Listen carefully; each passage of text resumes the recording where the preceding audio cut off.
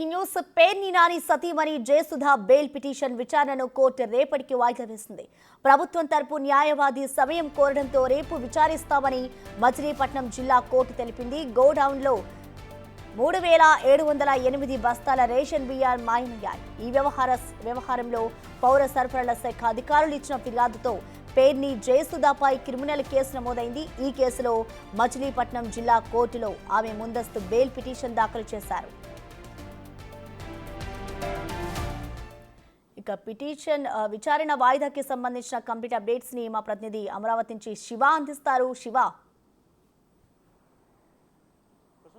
చూసుకుంటే మాజీ మంత్రి పేర్ని నాని కుటుంబ సభ్యుల రేషన్ మాఫియాకి సంబంధించి ఏదైతే గోడంలో తగ్గిన బియ్యానికి సంబంధించి కూడా సివిల్ సప్లై అధికారులు నమోదు చేసిన కేసుకు సంబంధించి కూడా ముందస్తు బెయిల్ పిటిషన్ దాఖలు చేస్తూ మచిలీపట్నం జిల్లా కోర్టులో పేర్ని నాని సతీమణి జయసుధ బెయిల్ పిటిషన్ దాఖలు చేశారు. ఈ బెయిల్ పిటిషన్పై 2 రోజుల క్రితం విచారించిన ధర్మాసనం ఈ రోజు విచారిస్తారని చెప్పి కూడా చెప్పడం జరిగింది. అయితే ఈ రోజు సంబంధించి కూడా ఏదైతే ప్రభుత్వ తరపు న్యాయవాదికి సంబంధించి ప్రభుత్వానికి సంబంధించిన పబ్లిక్ ప్రాసిక్యూటర్ అతన్ని మార్చాలని చెప్పి కూడా ప్రభుత్వం ఒక ఆలోచన చేస్తుంది. ఎందుకంటే ప్రస్తుతం అదే కోర్టులో పీపీగా ఉన్న వ్యక్తి గతంలో వైఎస్ఆర్సీపీ హయాంలో నిలబెట్టిన వ్యక్తి అతని పేర్నే నానికి అనుంగ శిష్యుడిగా కూడా ఆరోపణలు వస్తున్న పరిస్థితి కనిపించింది. ఈ నేపథ్యంలో అతను తొలగించి వేరే వారిని నియమించాలని చెప్పి ప్రభుత్వం ఆలోచన చేస్తూ ఉంది.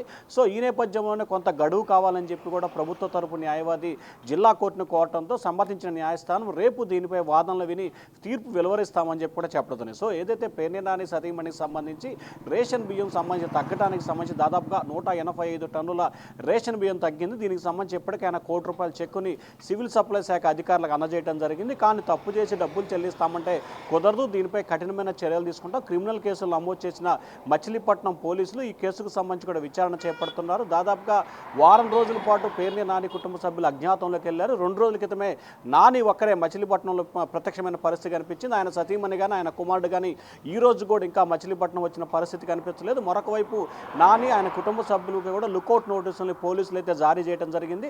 దేశం ఒడిచి వెళ్ళి పెట్టకుండా ఉండేందుకు కూడా లుకౌట్ నోటీసులు జారీ చేశారు. మరి రేపు ఏ రకంగా చర్యలు తీసుకోబోతుంది, తీర్పులో ముందస్తు బెయిల్ వస్తుందా లేకపోతే డిస్మిస్ చేస్తారా అనే ఉత్కంఠ అయితే కొనసాగుతోంది. ప్రసూన. Thank you Shiva.